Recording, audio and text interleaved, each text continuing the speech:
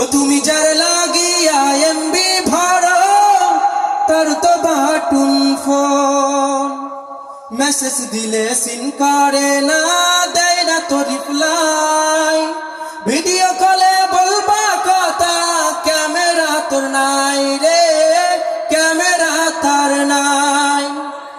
আছে নাকি বাটন ফোনে ক্যামেরা?